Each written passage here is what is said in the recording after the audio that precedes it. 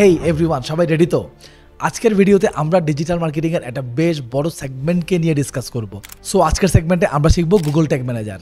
Google tag manager কি, সে দেখতে কেমন এবং তার কাজ কি। সো বেসিক্যালি আজকের ভিডিওতে আমরা এই জিনিসটা এক্সপ্লেন করবো। সো চলেন শুরু করি। সো ফার্স্ট অফ অল প্রশ্ন চলে আসে, গুগল ট্যাগ ম্যানেজার কি জিনিস? গুগল ট্যাগ ম্যানেজার নামেই তার পরিচয়।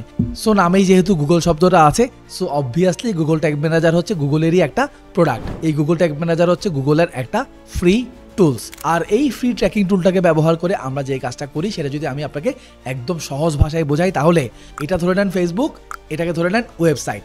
আমরা আমাদের ফেসবুকের ট্র্যাকিং কোডগুলোকে যদি আমাদের ওয়েবসাইটে বসাতে চাই, তাহলে আমরা সরাসরি আমাদের ফেসবুকের ট্র্যাকিং কোডগুলো ওয়েবসাইটে বসিয়ে দিতে পারি। অথবা আমরা চাইলে এই ফেসবুক এবং ওয়েবসাইটের মাঝখানে আরেকটা প্ল্যাটফর্মকে আনতে পারি, আর সেই প্ল্যাটফর্মটাই হচ্ছে basically Google tag manager. That means আমাদের যে সমস্ত ডিজিটাল মার্কেটিং মিডিয়া আছে, like Facebook, Google, Instagram, TikTok, এই সমস্ত প্ল্যাটফর্মের যে ট্র্যাকিং কোডগুলা, এগুলাকে আমরা আমাদের ওয়েবসাইটে বসানোর জন্য মাঝখানে আরেকটা প্ল্যাটফর্মে হেল্প নেই। সেই প্ল্যাটফর্মটাকে বেসিক্যালি বলে গুগল ট্যাগ ম্যানেজার। আপনার ভাষায়, মানে একদম সহজ সরল ভাষায় বোঝানোর চেষ্টা করছি।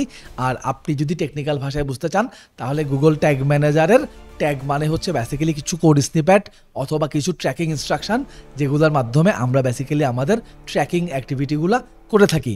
আর ম্যানেজার মানে হলো, যেহেতু আমরা এই ট্যাগগুলোকে আমাদের এই প্ল্যাটফর্মের মাধ্যমে ম্যানেজও করি, সো এটাকে একসাথে বলে ট্যাগ ম্যানেজার। আর যেহেতু এটা একটা গুগলের প্রোডাক্ট, তাই একসাথে বলা হয় গুগল ট্যাগ ম্যানেজার, সংক্ষেপে বলে GTM। সো চলেন কথাবার্তা কম বলি, আমার মনে হয় আমরা একটু স্ক্রিনে চলে যাই, আপনি আরও ভেরি ক্লিয়ারলি বুঝতে পারবেন what is Google tag manager. So first of all আপনি যদি আমার স্ক্রিনে দেখেন, তাহলে আপনি দেখতে পাবেন আমরা রাইট নাও আছি গুগল ট্যাগ ম্যানেজারের ইন্টারফেসে। এখানে আপনি দেখতে পাচ্ছেন আমার একটা ইমেল, যে ইমেলটা ব্যবহার করে আমরা বেসিক্যালি গুগল ট্যাগ ম্যানেজার অ্যাকাউন্টটা ক্রিয়েট করছি। সো এখানে আপনার একটা ইনফরমেশন জানা উচিত, সেটা হচ্ছে গুগল ট্যাগ ম্যানেজার ক্রিয়েট করার জন্য বা গুগল ট্যাগ ম্যানেজারে কাজ করার জন্য 100% আপনার একটা জিমেল অ্যাকাউন্ট থাকা লাগবেই। সো এগুলাই হচ্ছে বেসিক্যালি কিছু ট্যাগ। আপনি খেয়াল করবেন এই পাশে আমি ট্যাগ ক্লিক করে রাখছি, এগুলাই হচ্ছে বেসিক্যালি কিছু ট্যাগ, যেই ট্যাগগুলো ব্যবহার করে আমরা আমাদের এই অ্যাকাউন্টে আমাদের ফেসবুককে আমাদের ওয়েবসাইটের সাথে কানেক্ট করছি এবং আমাদের গুগল অ্যানালিটিক্সকে আমাদের ওয়েবসাইটের সাথে কানেক্ট করছি। সো আমি আপনাকে প্রথমত গুগল ট্যাগ ম্যানেজারের ইন্টারফেসটার সাথে একটু পরিচয় করাই দেই। সো গুগল ট্যাগ ম্যানেজার নিয়ে আপনি যখন কাজ করবেন, তখন আপনার বেসিক্যালি কিছু ট্যাগ তৈরি করতে হবে, কিছু ট্রিগার তৈরি করতে হবে এবং কিছু ভ্যারিয়েবল নিয়ে আপনার কাজ করতে হবে। এখন ট্যাগ কি, ট্রিগার কি, ভ্যারিয়েবল কি, বেসিক্যালি আমাদের আজকের এই ভিডিওতে আমরা অতটা ইনডেপথে যাব না। আজকের ভিডিওতে আমরা যেটা শিখবো বা যেটা বুঝবো, সেটা হচ্ছে গুগল ট্যাগ ম্যানেজার বিষয়টা আসলে কি। আর আমি আরেকটা ইনডেপথ ভিডিও বানিয়ে দিব, যেখানে হয়তো লম্বা একটা ভিডিওতে আমি আপনাকে এই ট্যাগ কীভাবে তৈরি করবেন, ট্রিগার কীভাবে তৈরি করবেন, ভ্যারিয়েবল কীভাবে তৈরি করবেন, এই সব কিছু আপনি শিখে ফেলবেন। সো চলেন একদম হোয়াইট বোর্ডে একে একে আমি আপনাকে আরও ইন ডিটেল বোঝাই হোয়াট ইজ GTM, এই GTM কাজ করে কীভাবে, অ্যান্ড আপনার কেন GTM ব্যবহার করা উচিত। সো আপনি যদি আমার স্ক্রিনটা দেখেন, আপনি দেখতে পাবেন আমি এখানে ছোট্ট একটা জিনিস আপনার জন্য লিখে রাখছি, আর এটাকে আমি এক্সপ্লেন করবো রাইট নাও। যেহেতু আমাদের দেশে ফেসবুক অ্যাড আমরা সবথেকে বেশি চালাই এবং ফেসবুক সবথেকে পপুলার প্ল্যাটফর্ম, সো ফেসবুককে দিয়ে আমি এক্সাম্পলটা দিচ্ছি। ধরেন আপনি ফেসবুকে ক্যাম্পেইন করেন, দ্যাট মিনস আমি যেটা মিন করতেছি, আপনি ফেসবুকে অ্যাড রান করেন।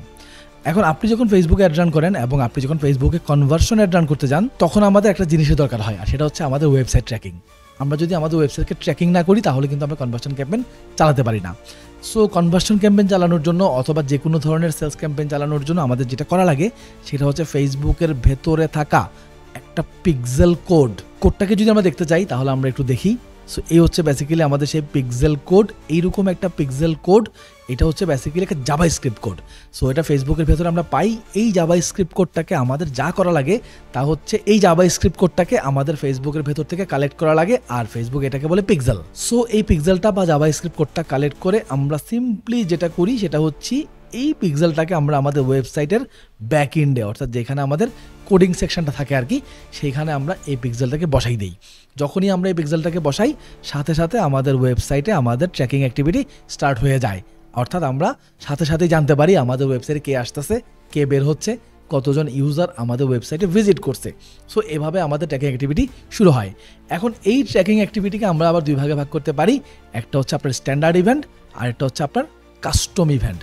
সো আমি রাইট নাও অনেক ইন ডিটেইলে আপনাকে স্ট্যান্ডার্ড ইভেন্ট বা কাস্টম ইভেন্ট বোঝাবো না, বিকজ এটা আসলে আমাদের ক্লাস না। সো ইভেন্ট কি? ইভেন্ট মানে হচ্ছে আমাদের ওয়েবসাইটে আমাদের ইউজাররা এসে যে অ্যাক্টিভিটিগুলো করে সেটাকে বলে বেসিক্যালি ইভেন্ট। এখন এই ইভেন্ট আবার দুই প্রকার, স্ট্যান্ডার্ড ইভেন্ট এবং কাস্টম ইভেন্ট। স্ট্যান্ডার্ড ইভেন্ট মানে কমন কিছু অ্যাক্টিভিটি, আর কাস্টম ইভেন্ট মানে আনইউজুয়াল কিছু অ্যাক্টিভিটি। সো সাধারণত আমরা যখন পিক্সেলটা বসাই ওটার মাধ্যমে নর্মালি আমরা যখন পিক্সেল বসাই ওয়েবে, ওটার মাধ্যমে আমরা ইউজুয়াল যে সমস্ত অ্যাক্টিভিটিগুলো আমাদের ইউজাররা ফেসবুকে এসে করে, ফর এক্সাম্পল ফেসবুকে ভিজিট করা, অ্যাড টু কার্ট করা, একটা প্রোডাক্ট পারচেস করা, এই টাইপের বেসিক যেই অ্যাক্টিভিটিগুলো মানে ইউজুয়াল যে অ্যাক্টিভিটিগুলো আমাদের ইউজাররা করে সেগুলোকে আমরা স্ট্যান্ডার্ড ইভেন্টের মাধ্যমে খুব ইজিলি ট্র্যাক করতে পারি। বাট কাস্টম ইভেন্টগুলোকে আমরা আবার এত ইজিলি ট্র্যাক করতে পারি না, বিকজ ফেসবুকের ভেতর থেকে কাস্টম ইভেন্ট তৈরি করাটা অনেক বেশি ইফিসিয়েন্ট না। আর এই টোটাল ট্র্যাকিং সিস্টেমটাকে এফিসিয়েন্ট করার জন্য আমাদের একটা জিনিসের দরকার পড়ে, আর সেটা হচ্ছে কি জানেন? সেটা হচ্ছে গুগল ট্যাগ ম্যানেজার বা জিটিএম। আসেন আরেকটা এক্সাম্পল দিই। ধরেন এই হচ্ছে আপনার ফেসবুক, আপনি ফেসবুকে ক্যাম্পেইন করবেন, তাহলে আপনাকে যেটা করতে হবে ফেসবুকের পিক্সেল কোডটা আপনার ওয়েবসাইটে বসাতে হবে। তাহলে কি হবে? আপনার ওয়েবসাইটে ওই যে স্ট্যান্ডার্ড ইভেন্ট, বেসিক ইউজুয়াল যে ইভেন্টগুলো বা যে অ্যাক্টিভিটিগুলো ঘটবে সেই অ্যাক্টিভিটিগুলোকে আমরা ট্র্যাক করে সেই ডাটাটাকে আমরা ফেসবুকের কাছে পাঠাতে পারবো।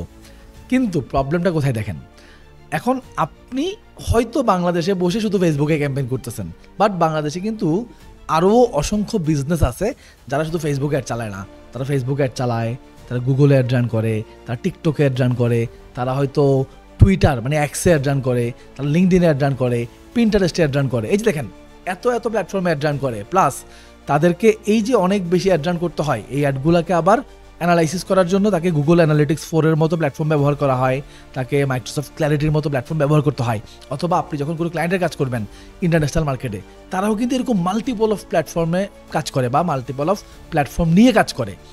এখন যে প্রবলেমটা আমরা আবার ফেস করতেছি সেটা হচ্ছে, আমি যদি ফেসবুক নিয়ে কাজ করি, ফেসবুকের ট্র্যাকিং কোডটা তো বসাই দিলাম ওয়েবে, আবার আমি যদি গুগল নিয়ে কাজ করতে চাই আমাকে কী করতে হবে? গুগলেরও একটা পিক্সেল কোড আছে, সেটাও আমার এখানে বসাইতে হবে। আবার যদি আমরা টিকটক নিয়ে কাজ করতে চাই, টিকটকের আলাদা পিক্সেল কোড আছে, সেটাও ওয়েবে বসাইতে হবে। আমরা যদি লিঙ্কডইন নিয়ে কাজ করি, লিঙ্কডইনের আলাদা কোড আছে, এটা আবার আলাদা করে বসাইতে হবে।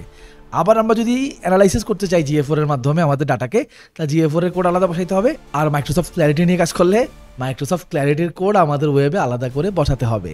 এতে আবার বেশ কয়েকটা প্রবলেম সৃষ্টি হবে। নাম্বার 1, বারবার ডেভেলপারের সাথে কাজ করতে হবে, যেটা 100% শিওর থাকেন ডেভেলপার চাইবে না। নাম্বার 2 হচ্ছে আপনি সবসময় ডেভেলপারকে খুঁজেও পাবেন না। নাম্বার 3 হচ্ছে আমরা এতগুলা কোড যদি আমাদের ওয়েবে বসাই, আমাদের ওয়েবটা কমপ্লেক্স হয়ে যাবে। নাম্বার 4 আমাদের ওয়েব স্লো হয়ে যাবে। নাম্বার 5 আমাদের ওয়েবে যদি কোনো একটা ছোট্ট এরর সৃষ্টি হয়ে যায় আমাদের এই কোডগুলো বসানোর ফলে, আমাদের ওয়েব ফাংশন করাই বন্ধ করে দিবে।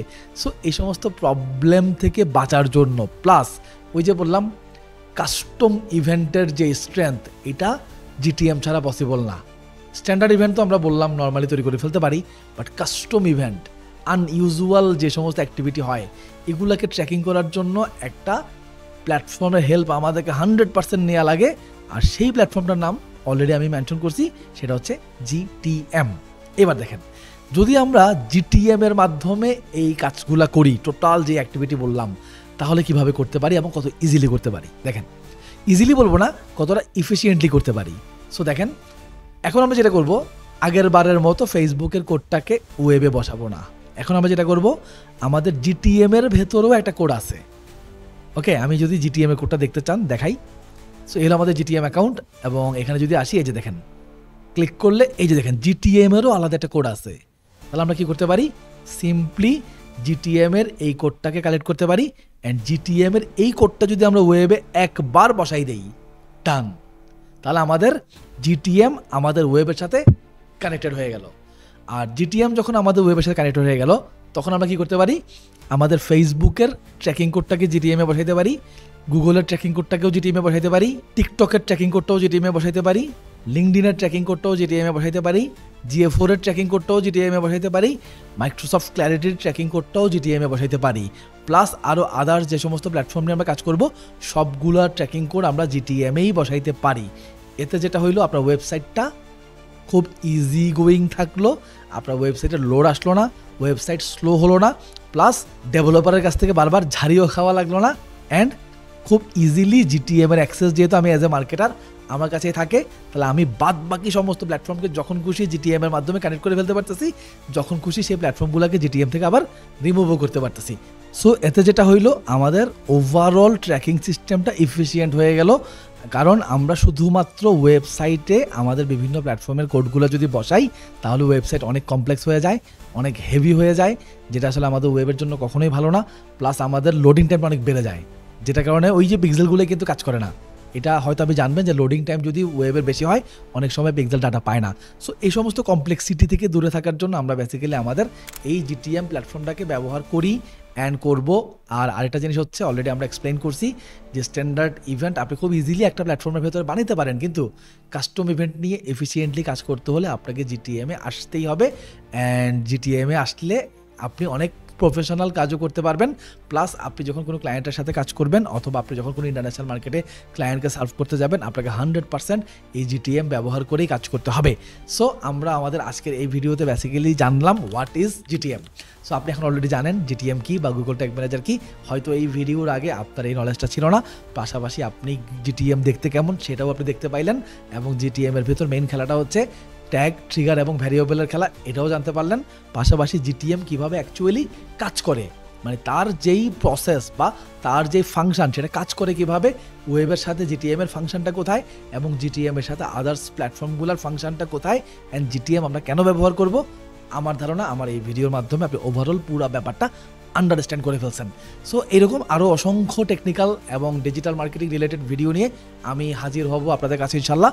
সো যদি আমার এই চ্যানেলে অথবা পেজে নিউ হয়ে থাকেন তাহলে চ্যানেলটা সাবস্ক্রাইব করে ফেলতে পারেন, আর পেজে একটা লাইক দিয়ে হাতে থাকতে পারেন, বিকজ আরও অসংখ্য ডিজিটাল মার্কেটিং রিলেটেড নলেজ আপনাদের সাথে আমি শেয়ার করতে যাচ্ছি ভেরি আসাপ। সো দেখা হবে আবার কোনো আরেকটা ভিডিওতে। টাটা।